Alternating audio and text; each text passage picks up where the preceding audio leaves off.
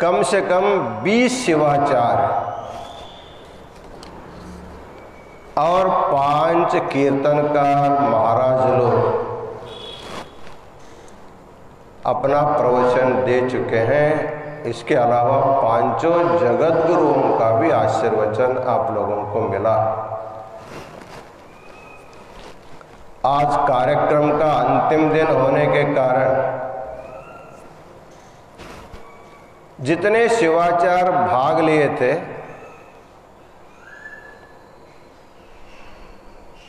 तो उनके थोड़ा सा उल्लेख करना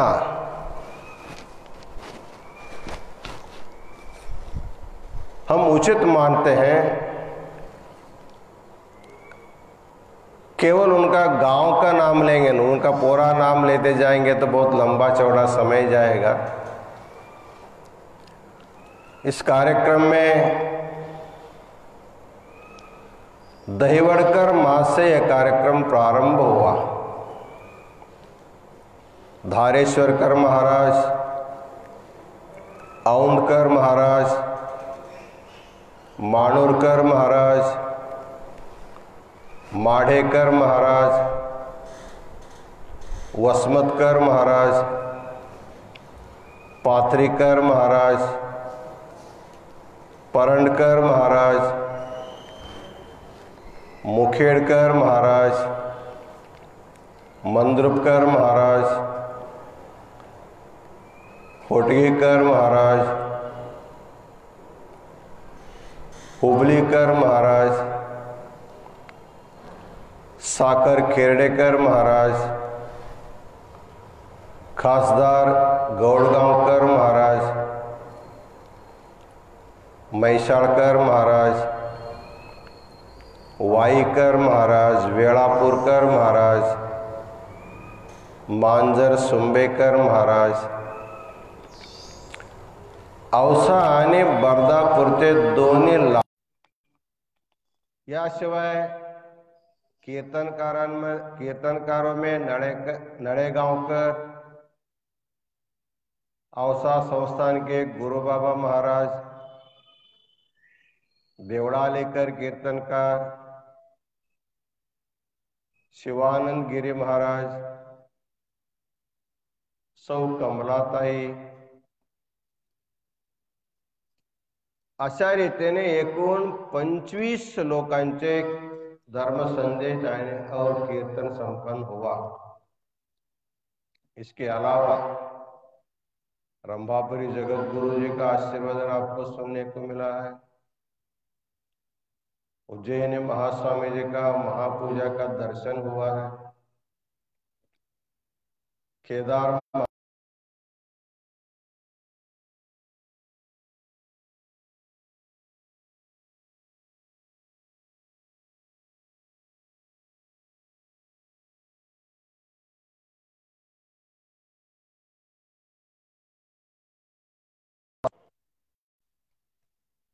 ऑनलाइन में रोहिणी स्वामी खूब प्रयत्न करके 2 जगत गुरु महास्वामी जी को समाप्ति के व्यासपीठ पर ला करके बिठाया है।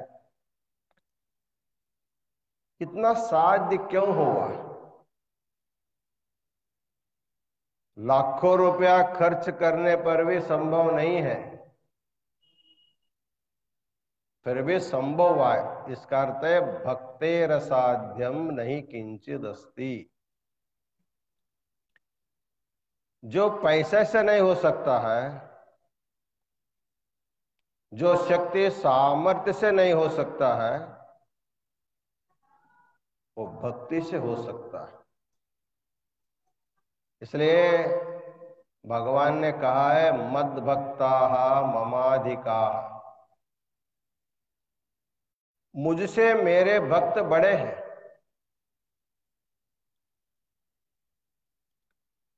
इसलिए हम व्यवस्था करने वाले भक्तों को, कार्यक्रम में भाग लेकर के अपने घर में बैठ करके सुनने वाले सुदूर सुदूर के सभी भक्तों को श्रावण मास के तपोनुष्ठान का अंतिम दिन होने के कारण सबको एक बार पुनः अनंत मंगल आशीर्वाद प्रदान करते हैं।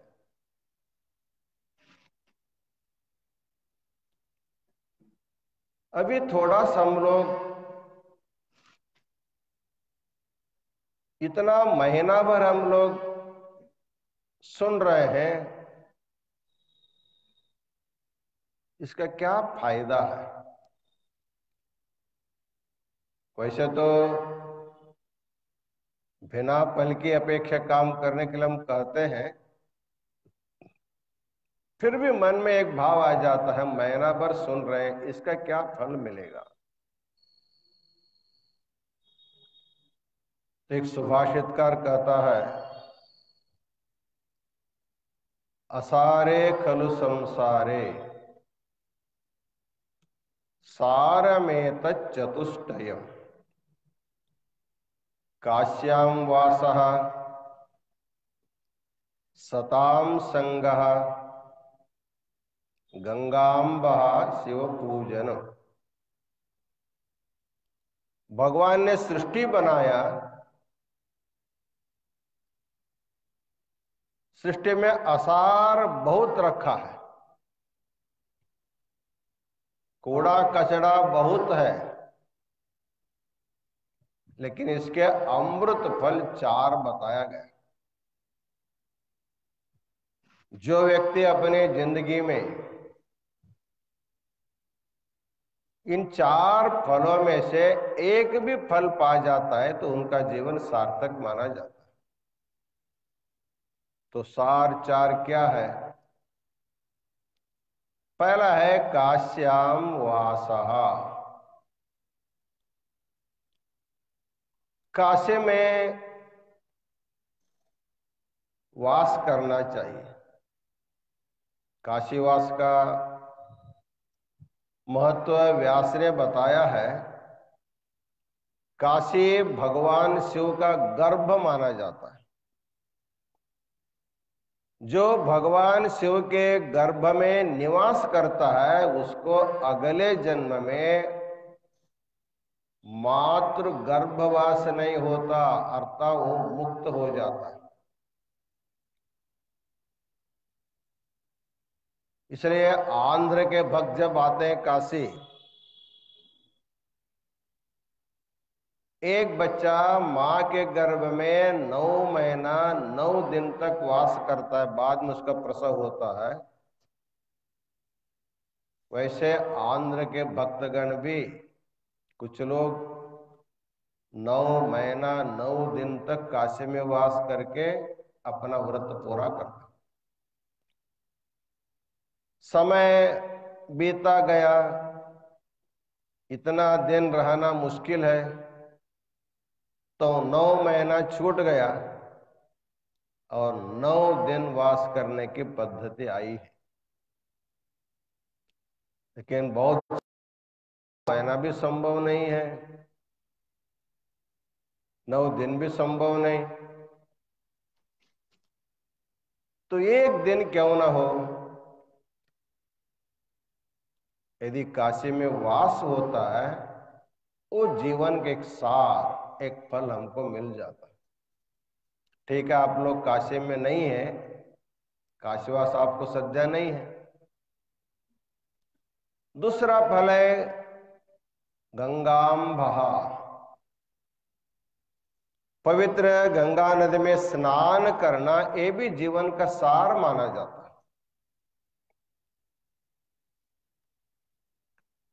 यद्यपि गंगा मां के लिए कहा गया है, गंगे गंगेत यो ब्रूयात योजनानाम शतैरपि मुच्यते सर्व पापेभ्यो नास्ति नास्त्यत्र संशयः। यदि किसी को साक्षात आकर के गंगा में स्नान करना संभव नहीं है, अपने घर में बैठे बैठे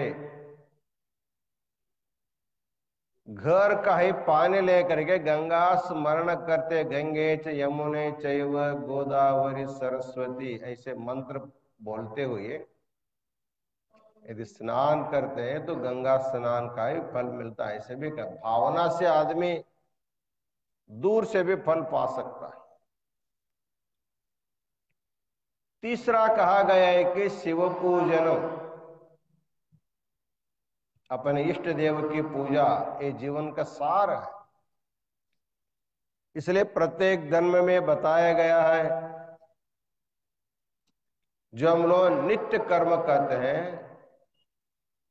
अपने इष्ट देव की प्रतिदिन श्रद्धा से पूजा करना, वही नित्य कर्म, इष्टलिंग की पूजा, ये भी एक जीवन का सार है।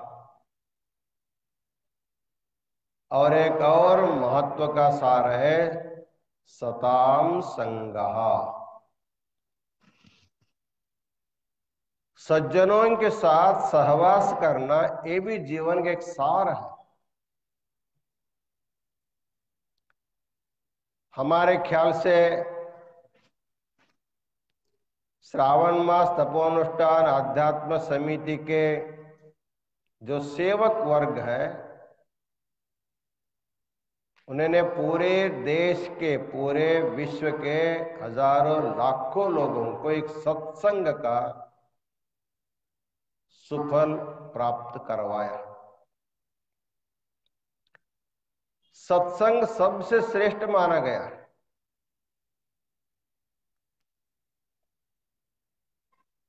सत्संगति किम न करोति पुंसा, संतों के सहवास से क्या नहीं होता है।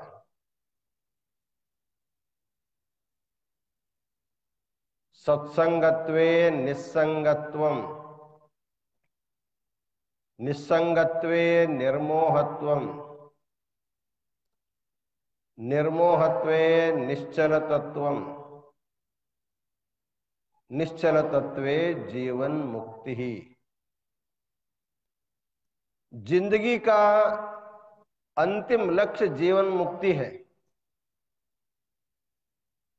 चार जो पुरुषार्थ बताए गए, उनमें परम पुरुषार्थ मोक्ष को माना गया। मोक्ष पाने के लिए संतों का सहवास सबसे श्रेष्ठ सुलभ उपाय माना जाता है। जैसे सहवास के कारण कैसे सुलभ होता है, आप लोग अपने अपने गांव से यदि काशी आना चाहते हैं,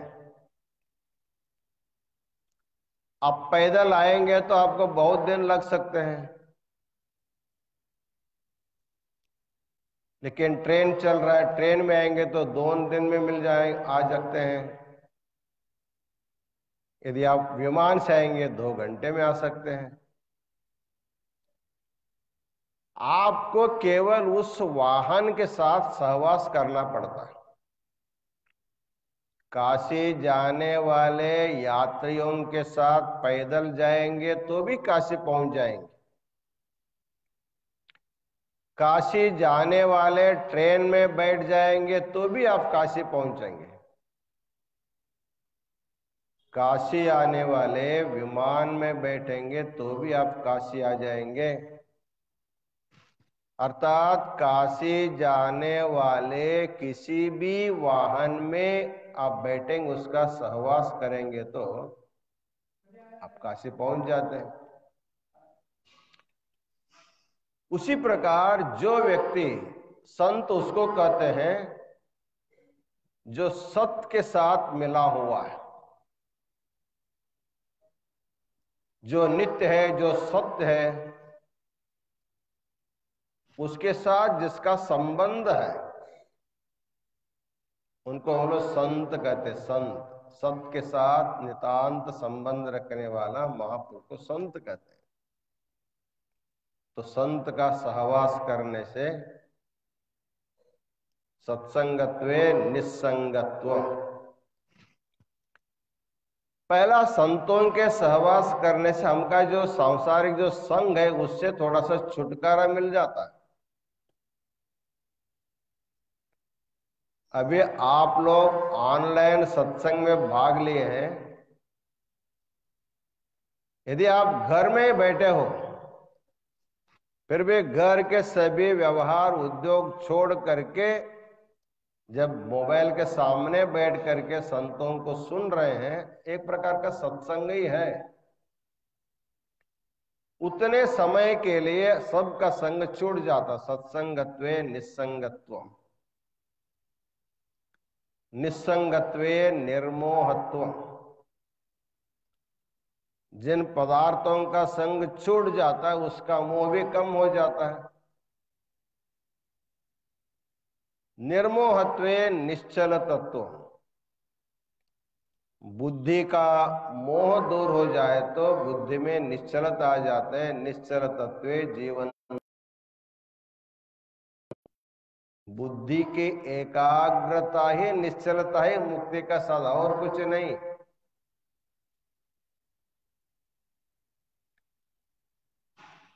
चित्त चंचलित होकर के बाहर आ जाता है तो संसार है।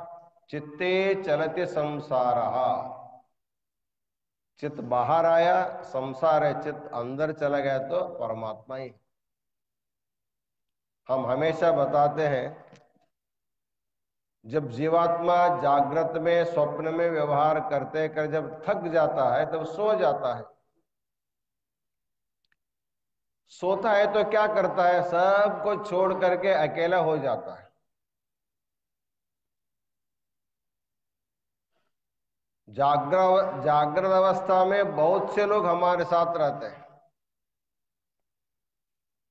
स्वप्नावस्था में भी हमारे साथ बहुत से लोग रहते हैं, स्वाप्निक प्रपंच रहता है। जब हम सुषुप्ति में चले जाते हैं वहां कोई नहीं रहता है। न पिता है, न पुत्र है, न पत्नी है, न पति है, न गुरु है, न शिष्य है। केवल अकेले अकेले रहता है। हम लोग कैवल्य कैवल्य बोलते हैं। कैवल्य का क्या अर्थ होता है? केवलस्य भावः कैवल्यम, अकेलेपन का अनुभव करना। अकेलेपन का अनुभव करना मतलब आनंद का अनुभव करना। आनंद कहीं से नहीं मिलता है, अपने में आनंद है,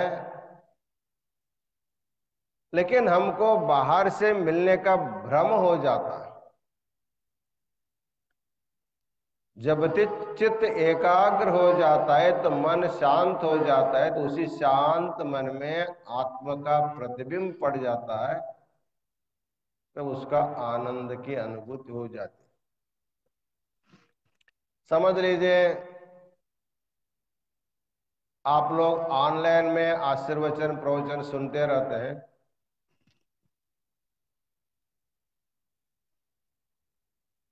6:30 बज गया, 6:45 बज रहा है, साथ में 5 मिनट कम है, हम लोग कब चालू होगा, कब गुरुदर्शन होगा, ऐसे हम लोग रात देखते बैठे रहते हैं। और जैसे ऑनलाइन प्रारंभ हो जाता है, देखते मन में एक प्रकार का आनंद हो जाता है। इसका मतलब आनंद क्यों हुआ? दर्शन करने की जो उत्कट इच्छा थी वो इच्छा पूर्ण हो गई, मन शांत हो गया, आनंद हमको मिलता है। इसलिए अशांतस्य कुतः सुखम, सुख का साधन शांति, कोई सामग्री नहीं। शब्द से, स्पर्श से, रूप से, रस से, गंध से सुख नहीं है। शब्द के कारण जो मन में शांति आ जाती है तब सुख मिलता है। रूप के कारण जब मन में शांति आ जाती है सुख मिलता है। लेकिन मन का शांति ही सुख का साधन है। वो सत्संग के द्वारा मिल जाने के कारण निर्मोहत्वे निश्चल तत्व, निश्चल तत्वे जीवन मुक्ति ही।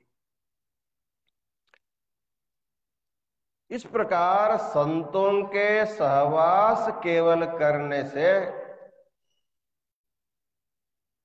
जो बड़े बड़े वेदांत के सिद्धांत के ग्रंथों का अध्ययन करके, श्रवण के, मनन करके, निधिध्यास करने के बाद जो फल मिलने वाला है,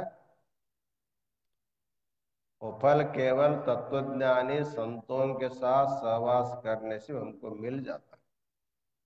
इसलिए कहा गया, असारे खलु संसारे सारमेतत् चतुष्टयम् काश्यां वासः गंगाम्बा सताम संगः शिव पूजनम।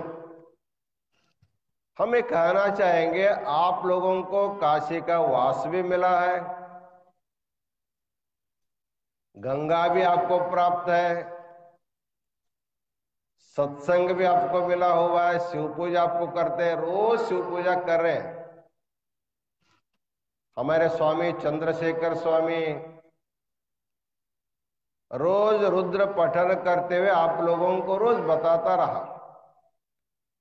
अपने इष्ट लिंग पर पानी दो, भस्म लगाओ, अक्षता लगाओ। उधर मंदिर के लिंग की पूजा करते करते आप लोगों को बताते रहे, आप लोग मन में घर में बैठ करते रहे, तो महीना भर आप लोग जो है स्वामी के साथ,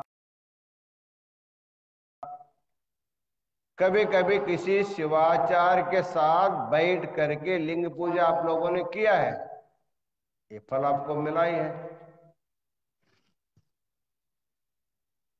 और काशीवास का अर्थ क्या होता है? काशी का अर्थ होता है ज्ञान। काश्यते प्रकाश्यते इति काशी।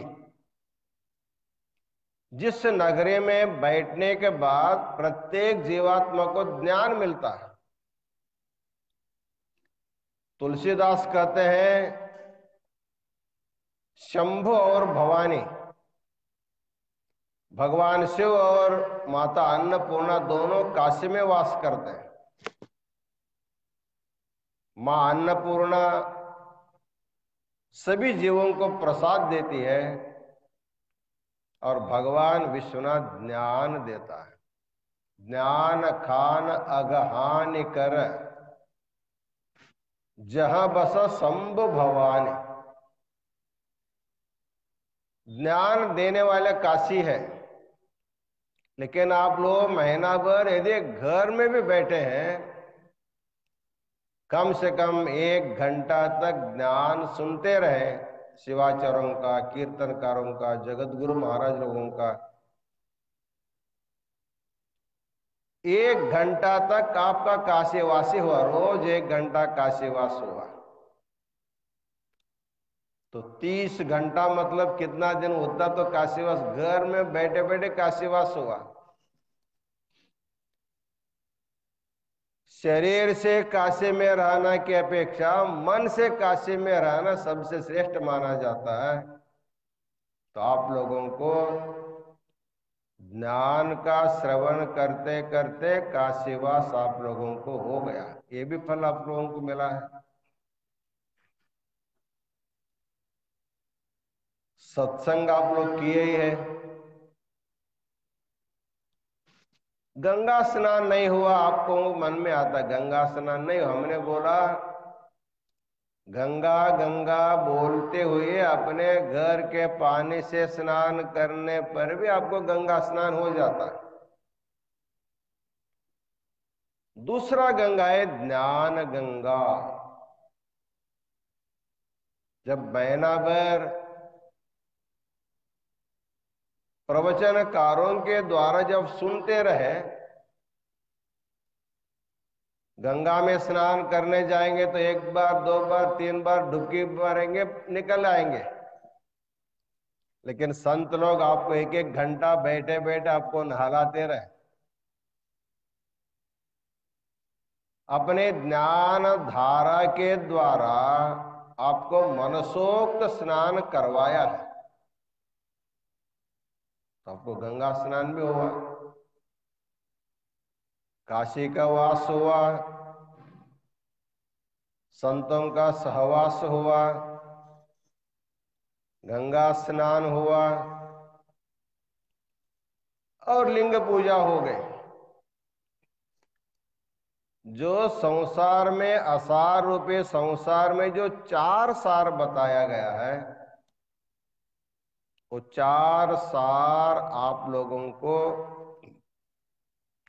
हमारे ख्याल से मिल गया है, इसलिए आज आप लोग अत्यंत पवित्र आप लोगों को मानना चाहिए और कृतकृत्य आप लोगों को मानना चाहिए। इस सत्संग में हम लोगों को क्या होता है, जैसे आप लोगों को भूख लगने पर आप रसोई घर जाते हैं, भरपेट खाते हैं और तृप्त हो जाते हैं। तो भगवान ने प्रत्येक मनुष्य को दो पेट और दो मुंह दिया है। दोन पेट दोन मुंह, खाने के लिए दोन मुंह, भरने के लिए दोन पेट। एक पेट है जो अन्न से भरा जाता है, एक पेट है वो ज्ञान से भरा जाता है।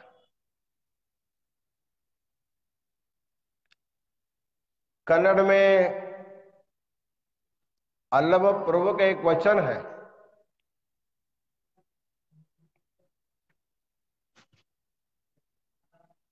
ವಲಯಲಟ್ಟುಂಬರಲ್ಲದೆ ತಲೆಯಲಟ್ಟುಂಬರಿಲ್ಲ. ವಲಯಲಟ್ಟುಂಬಡೆ ಹೊಗೆಯೈಸೆ ಹಗೆಯೈಸೆ, ತಲೆಯಲಟ್ಟುಂಬರೆ ಹೊಗೆಯೆಲ್ಲ ಹಗೆಯೆಲ್ಲ काण गुहेश्वर। रसोई दो प्रकार की रसोई है। एक चूल्हे पर रख करके एक मस्तक में तैयार करने वाले रसोई है। वलयलट्टुंबरल्लदे तलयलट्टुंबरिल्ला। इस संसार में एक भोजन करने वाले बहुत लोग हैं। जो अन्न से भरा जाता उस पेट को भरने के लिए बहुत लोग प्रयास करते हैं।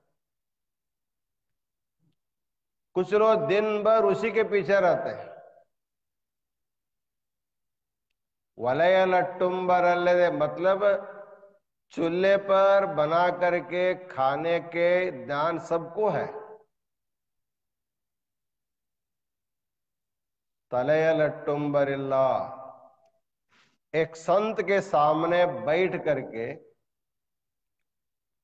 ज्ञान रूपी अन्न पका करके तृप्त होने वाले बहुत कम होते हैं।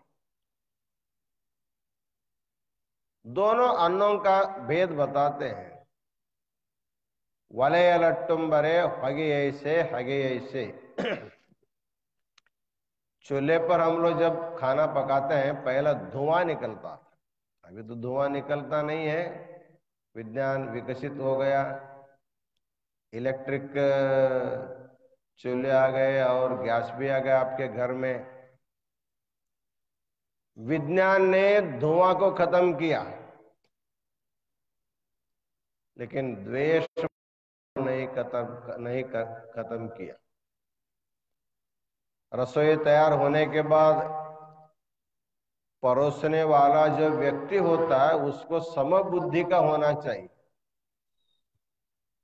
खाने में बैठे हुए बच्चे हमारा है कि दूसरे का, ये न देखते हुए सबके लिए समान बरसना चाहिए, परोसना चाहिए। यदि उसी में थोड़ा गड़बड़ी हो जाते तो एक घर दो हो जाता, द्वेष बढ़ जाता। लेकिन ये मस्तक में तैयार होने वाला जो अन्न है उसमें न धुआं है न द्वेष है। आप लोग बैठ करके सुन रहे हैं, महाराज लोग आप लोगों का आशीर्वचन दे रहे हैं। देते समय महाराज किसी प्रकार का पक्षपात नहीं करते, सबको समान रूप से अपना आशीर्वचन देते हैं। हाँ, सुनने वाला सोता है तो क्या करेगा, तो उसका दुर्भाग्य माना जाएगा। लेकिन परोसने वाले, सबको अन्न, ज्ञान रूप अन्न देने वाले गुरु किसी प्रकार का द्वेष मात्सर्य छोड़ करके सबको समान रूप देता है। इसलिए अन्न से पेट भरना ये आसान है। पशु पक्षी भी अपने अन्न से पेट भरते हैं, लेकिन मस्तिष्क को ज्ञान से भरना ये केवल मनुष्य का काम है और कोई नहीं कर सकता। सत्संग में कहीं भी जाओ, आदमी बैठे तो कोई पशु पक्षी आकर के नहीं बैठता, आएगा तो उसको भगा देते हम लोग। इस प्रकार मुंह के द्वारा पेट भरते हैं और कान के द्वारा मस्तिष्क भरा जाता है। इसलिए हमारे इंद्रियों में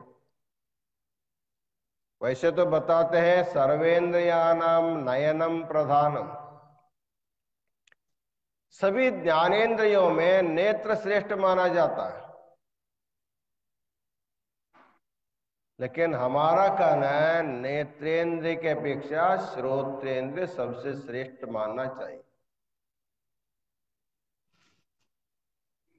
आपको आंख से नहीं दिखाई देता तो आपको मुक्ति के लिए कोई कठिनाई नहीं है। गुरु को आप देख नहीं सकते हो, लेकिन गुरु को आप सुन सकते हैं।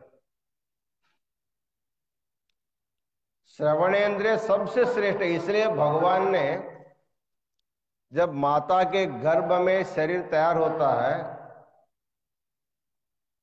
सबसे पहले श्रोतेंद्रिय को पूर्ण विकसित करता है। 7 महीने में श्रोतेंद्रिय पूर्ण विकसित हो जाता है। इतना विकसित होता है, माता के गर्भ में बैठ करके वो शिशु बाहर का शब्द सुन सकता है। देख नहीं सकता, खा नहीं सकता, पी नहीं सकता, चल नहीं सकता। किसी इंद्रिय का व्यवहार माता के गर्भ में बैठ करके शिशु नहीं कर सकता, लेकिन सुन सकता है। आप लोगों को मालूम होगा, अष्टावक्र नामक ऋषि,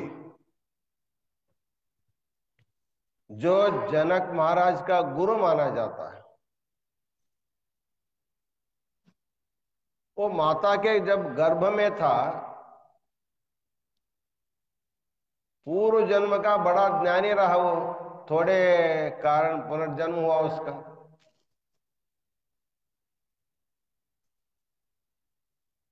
उनके पिताजी जब दूसरों को पाठ पढ़ाते रहे, थोड़ा सा बोलते बोलते पिताजी गलत बोल दिया। गर्भ में बैठा हुआ बच्चा बोला, पिताजी आप गलत बोल रहे हैं। मतलब पिताजी जो पढ़ा रहे थे, गर्भ में बैठकर सुन रहा था। तब पिताजी को क्रोध आया, अरे अभी तो पैदा हुआ नहीं और मुझसे बड़ा ज्ञानी जैसे बात कर रहे हो। तुमने गर्भ में बैठ करके पिता का अपमान किया। वैसे तो अपमान नहीं है, वो तो सच सच बताया है, फिर वो मान लिया, अपना अपना अपमान मान लिया। तो अपने बच्चे को शाप दे देता है, तुम्हारी बुद्धि कुटिल है, पिता का दोष तुमने देखा, इसलिए तुम्हारा शरीर 8 जगह में टेढ़ा मेढ़ा हो जाए। तब उसको अष्टावक्र नाम आया। मतलब गर्भ में बैठ करके मनुष्य सुन सकता है, इसका एक उदाहरण यही है। दूसरा उदाहरण है सुभद्रा के गर्भ में बैठा हुआ अभिमन्यु। चक्रव्यूह को भेदन करके अंदर जाने की जो कथा थी वो सुन लिया था। ये भी आप लोगों को मालूम है। इसलिए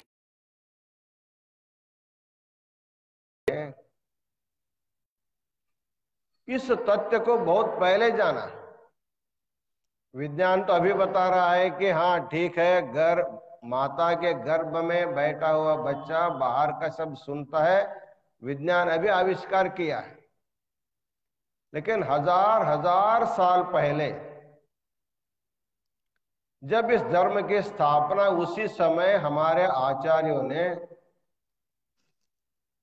गर्भस्थ शिशु अंदर बैठ करके सुन सकता है, इसको जान करके जब बच्चा सुनने को तैयार होता है तो दूसरा शब्द वो न सुने, वो महामंत्र का ही श्रवण करना चाहिए। पहला शब्द अच्छा सुने, इसलिए उनके कान में माता के गर्भ को लिंग बांध करके माता के कान के द्वारा महामंत्र देने की प्रथा तब से चले, आज भी चल रहा है। तो भगवान ने इतनी कृपा किया, हमको 5 ज्ञानेंद्र दिया, 5 कर्मेंद्र दिया, मन दिया, बुद्धि चित्त अहंकार दिया, लेकिन 10 प्रकार की इंद्रियों में केवल एक इंद्रिय गर्भ में पूरा हो करके अंदर बैठ करके सुनने का काम श्रवण इंद्रिय कर सकता है। भगवान को मालूम है सभी इंद्रिय काम नहीं करेगा तो भी चलेगा, इनका श्रवणेंद्र काम करेगा तो इनका जीवन कल्याण हो जाएगा। आत्मा वा अरे द्रष्टव्य, श्रोतव्य, मंतव्य, निधिध्यासितव्य। कहा गया कि संसार में आने के बाद यदि हमको कुछ लाभ पाना होगा, आत्मलाभात परम लाभो न विद्यते, आत्म लाभ से बड़ा दूसरा कोई लाभ नहीं है। उस आत्म लाभ को पाने के लिए क्या करना पड़ेगा? श्रोतव्य, आत्मा वा अरे द्रष्टव्य। यदि आत्मा को तुम साक्षात्कार करना चाहते हो तो पहले श्रोतव्य, उसके बाद मंतव्य, तो निधिध्यासितव्य। तो मानव जीवन को सार्थक करने के लिए श्रवण इंद्र सबसे श्रेष्ठ इंद्रिय है। इसलिए भगवान ने माता के गर्भ में उसका पूर्ण रूप से विकसित करके दिया है। उस श्रवणेंद्र के द्वारा हमको अच्छा सुनना चाहिए। हम कहते हैं केवल अब श्रावण मास है, ऑनलाइन प्रवचन हो रहा है, सुन रहे हैं, कल से समाप्त हो जाएगा, ऐसे भी निराश नहीं होना। हम तो कहते हैं घर में जो पढ़ा लिखा ज्ञानी बूढ़ा आजोबा आजी जो होते हैं ना, वो सभी को बच्चों को बिठा करके रोज थोड़ा थोड़ा उनको बोध देना चाहिए। बच्चों के ऊपर श्रवण करने का संस्कार डालना चाहिए। या तो कोई आशीर्वचन प्रवचन के किताब के एक एक प्रवचन पढ़ करके सुनना चाहिए। तो श्रवण केवल श्रावण मास में ही नहीं, जीवन के अंतिम क्षण तक सुनते ही रहना चाहिए। किस समय आपको ज्ञान होगा, आपका जीवन का कल्याण होगा, ये नहीं बता सकते हैं। इसलिए भगवान ने जो 2 पेट दिया है, एक जो अन्न से भरने वाला है, दूसरा जो है ज्ञान से भरने वाला है। तो अन्न से हम लोग भरते ही भरते हैं, लेकिन ज्ञान से भरने का काम रोज होना चाहिए। जैसे रोज अन्न खाने से शरीर पुष्ट रहता है, उसी प्रकार रोज अच्छे विचार श्रवण करने से हमारा मन भी सुदृढ़ रहता है। जैसे सुनते वैसे करते हैं, जैसे खाते वैसे मन हो जाता है। इसलिए खान पान में शुद्धि रखना और श्रवणेंद्र से हमेशा अच्छा सुनने का यदि अभ्यास रखेंगे तब आपका जीवन सार्थक हो सकता है। इसलिए नारद ने नैमिषारण्य में जब सभी ऋषि महर्षि बैठे थे, ने नारद से पूछा, मनुष्य को धर्माचरण करना चाहिए, धार्मिक होना चाहिए, ठीक है, लेकिन सब के लिए करने योग्य धर्म कौन सा है? क्या धर्माचरण कर सकते हैं? तब नारद ने कहा, श्रवणम सर्वधर्मेभ्यो वरम मन्ये तपोधनाः। हे तपोधनाः, हे परम तपस्वी महर्षि गण, मुझे ऐसा लगता है श्रवणम सर्वधर्मेभ्यो वरम मन्ये, सभी प्रकार के धर्माचरणों में श्रवण धर्म सबसे श्रेष्ठ धर्म माना जाता है। एक बात आप समझ लीजिए, 1 घंटा आप लोगों को जप करने के लिए बिठाएंगे, जप करते हैं आप लोग, 1 घंटा जप करो, जप कर सकते हैं। 1 घंटा पूजा करने के लिए बैठाएंगे तो 1 घंटा पूजा भी कर सकते हैं। और भी कुछ कुछ काम करते बैठ सकते हैं। 1 घंटा श्रवण करने के लिए बैठ सकते हैं। इन सभी में आप विचार करो, आपका मन पूर्ण रूप में किस समय एकाग्र रह सकता है? जब करते करते आप कहीं भी जा सकते हैं, पूजा करते करते भी कहीं भी जा सकते हैं। लेकिन एक बात समझ लीजिए, जब आप किसी के सामने बैठ करके सुनते हो तो बताने वाला जो भी प्रवचनकार होगा, जो धर्म संदेश देने वाले शिवाचार्य होंगे, जो जगत गुरु होंगे, आपके मन को अपने तरफ हमेशा आकृष्ट रखते हैं और आपके मन को घंटा भर एकाग्र रख करके आपको ज्ञान देते हैं। इसलिए सत्संग से मिलने वाला जो पुण्य होता है, सभी प्रकार के पूजा पाठ जप दान धर्म से भी श्रेष्ठ माना जाता है, क्योंकि पूर्ण एकाग्र मन से इसको किया जा सकता है। इसलिए नारद ने कहा, श्रवणम सर्वधर्मेभ्यो वरम मन्ये तपोधनाः। मेरे दृष्टि से सबसे श्रेष्ठ धर्म श्रवण है। हम श्रावण मास तपोनुष्ठान समिति के सभी सक्रिय सदस्यों को,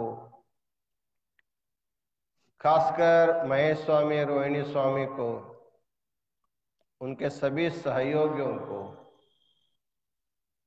और सुदूर देश विदेश में बैठ करके सुनने वालों को बताना चाहेंगे, महीना भर आप लोगों ने सबसे बड़ा धर्माचरण किया है। इससे बड़ा धर्माचरण दूसरा कोई नहीं हो सकता है। तो महीना भर श्रवण किया जो फल है, उसका जो ज्ञान है, आपको जीवन भर उपयोगी पड़ने वाला है। इस कार्यक्रम के आयोजन के कारण अभी लोग हमारे जितने भी शिवाचार्य इसमें भाग लिए हैं, हमारे ख्याल से हमको लेकर के सभी लोगों का ऑनलाइन प्रवचन आशीर्वचन पहली बार हम लोग कर रहे हैं। इस समय का एक प्रकार का अवसर माना जाता है। समय सबको बुद्धि सिखाती भी है। भक्तों के पास हम नहीं जा सकते, हमारे पास भक्त नहीं आ सकता है, फिर भी तंत्रज्ञान के द्वारा हम भक्त के पास जा सकते, भक्त हमारे पास आ सकता है। ऐसी व्यवस्था लेकर के ये जो महीना भर कार्यक्रम हुआ, इसे हमें बहुत प्रसन्नता है। निस्वार्थ भाव से निष्काम कर्म से सेवा किए हुए स्वामी दाम्पत्य को और सभी भक्तों को पुनः एक बार अनंत मंगलाशीर्वाद प्रदान करते हुए एक प्रकार का ऑनलाइन सैंपल कार्यक्रम हुआ, ऑनलाइन सैंपल कार्यक्रम हुआ है। हमारे ख्याल से इस प्रकार का ऑनलाइन सैंपल बार बार होते रहेंगे। एक सूचना भी देना चाहेंगे, कर्नाटक में श्री सिद्धांत शिखामणि का अखंड पारायण करने वाले हजारों हजारों महिलाएं अभी पारायण कर रहे हैं, एक दिन में पूरा पारायण करके पूर्ण कर रहे हैं। कर्नाटक के विविध जिलों में उनका पारायण चल रहा है। उन लोगों ने इच्छा व्यक्त किया है, महास्वामी जी कोरोना के कारण हम घर में बैठ करके पारायण कर रहे हैं, लेकिन इस पारायण के बारे में,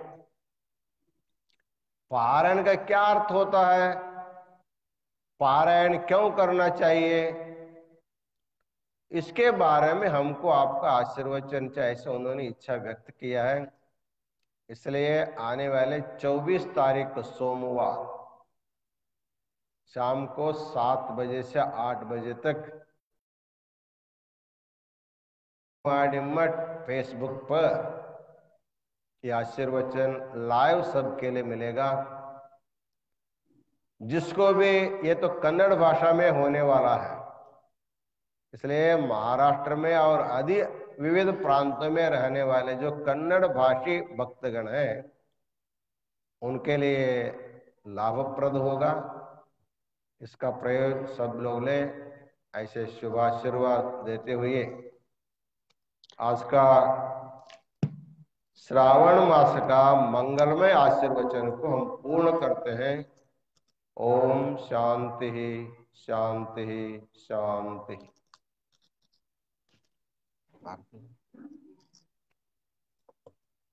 ಅದು ಹಂಗೆ ಇರಲಿ, ಇದು ಆರ್ತಿ ಹೇಳ್ಬಿಡ್ರಿ, ಇದನ್ನ ಹಾಕೊಂಡು ಹಾ ಹೇಳಿ ಹೇಳಿ ಹೇಳಿ ಹೇಳಿ ಹೇಳಿ ಸೂಚನೆ ಕೊಡು, ಸೂಚನೆ ಇದನ್ನ ಆರ್ತಿ ಕಾಲಕ್ಕೆ ನೀವು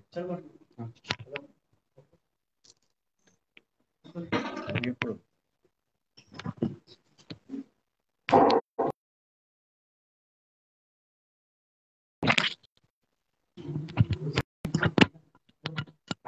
आज श्री श्री श्री 1008 जगत गुरु डॉक्टर चंद्रशेखर शिवाचार्य महास्वामी जी के सानिध्य में आज इस कार्यक्रम संपूर्ण हुआ है। और एक बात कहना चाहेंगे कि यहाँ पे 6 महीना से महास्वामी जी के आज्ञानुसार से श्री जंगमवाड़ी मठ वेदागम पाठशाला में श्री वीरेश कलवीरैया और गंगाधरैया पंचैया, इन दोनों विद्यार्थी ने संपूर्ण वेदाभ्यास को संपूर्ण करते हुए, और इसी के कारण श्री श्री श्री महास्वामी जी से आशीर्वाद होगा। आप सब लोग आके महास्वामी जी से आशीर्वाद संपूर्ण ले ली।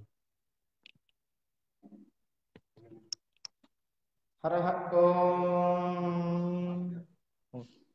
श्री विश्वाराध्याय मंगलम शिव विश्वैकपालाय मंगलम श्री विश्वाराध्याय मंगलम श्री विश्वैकपालाय मंगलम विश्वेशजाताय विश्वादेवेजाय विश्वेशजाताय विश्वादेवेजाय श्री विश्ववन्द्याय मंगलम शिव विश्वैकपालाय मंगलम चरवृन्दवन्द्याय मंगलम वरचरनीतिबोधाय